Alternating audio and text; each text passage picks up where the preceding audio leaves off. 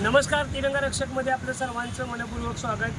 कराड तालुक्यातल्या वाघाव गावचे ग्रामस्थ, त्याचबरोबर रिपब्लिकन पक्षाचे जिल्हास्तरीय पदाधिकारी कराड तहसील कार्यालयासमोर उपोषणासाठी बसलेले आहेत. वाघाव गावातील गांधीनगर या विभागामध्ये मूलभूत सुविधा मिळत नसल्याच्या विरोधात त्याच्या निषेधार्थ या ठिकाणी उपोषणाला बसलेले आहेत. उपोषणाचा आज दुसरा दिवस आहे.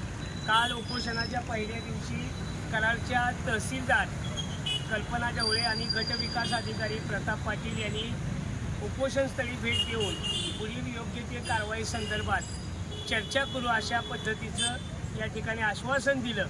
खरं तर मी तालुकास्तरीय प्रशासनाला सांगू इच्छितो, हा गेली 20 वर्षापूर्वीपासूनचा विषय आहे. तर फक्त आश्वासन देऊन हा विषय मिटणार नाही, तर प्रशासकीय बाबी ज्या गटविकास अधिकाऱ्यांच्या अखत्यारीमध्ये आहेत त्या गटविकास अधिकाऱ्यांनी त्या मार्गी लावल्या पाहिजेत आणि ज्या महसूल खात्याच्या अखत्यारीमध्ये विषय आहेत ते तहसीलदार या नात्यानं कल्पना ढवळे मॅडमनी पुढाकार घेऊन हा मार्गी लावला पाहिजे. खरं तर महाराष्ट्र राज्याचे लाडके आणि अभ्यासू मुख्यमंत्री सांगतात की प्रत्येकाला घर देणार, प्रत्येकाच्या वस्तीमध्ये मूलभूत सुविधा पोहोचवण्याचं आम्ही अभिवचन देतो. अशा पद्धतीचं वक्तव्य करणाऱ्या मुख्यमंत्र्यांना वाघावसारखं गाव खरं तर त्यांच्या दृष्टीनं महाराष्ट्राच्या नकाशावरती आहे का नाही, किंबहुना त्यांनी सातारा जिल्ह्यातल्या जिल्हाधिकाऱ्यांना हे वाघाव गांधीनगर हा भाग सातारा जिल्ह्यातल्या नकाशावर आहे का नाही विचारलं का नाही, असा प्रश्न काही ग्रामस्थ या ठिकाणी विचारत आहेत. या मूलभूत सुविधा संदर्भात वारंवार पाठपुरावा करून सातारा जिल्ह्याचे जिल्हाधिकारी फक्त आणि फक्त महसूल विभाग कराडला पत्रव्यवहार करतायत आणि त्यानंतर त्या पत्रव्यवहारावरती तहसीलदार फक्त गटविकास अधिकाऱ्यांना सूचना देण्यात पलीकडे कोणतंही पाऊल आत्तापर्यंत उचललेलं दिसत नाही. ते त्यांच्याकडे असणाऱ्या उपलब्ध कागदपत्रावरून पाहिला असता फक्त आणि फक्त पत्रव्यवहार आवक आणि जावक पत्रव्यवहाराचे नंबर फक्त यामध्ये उपलब्ध दिसत आहेत. एक तर पत्र मला उपोषणकर्ते ग्रामस्थ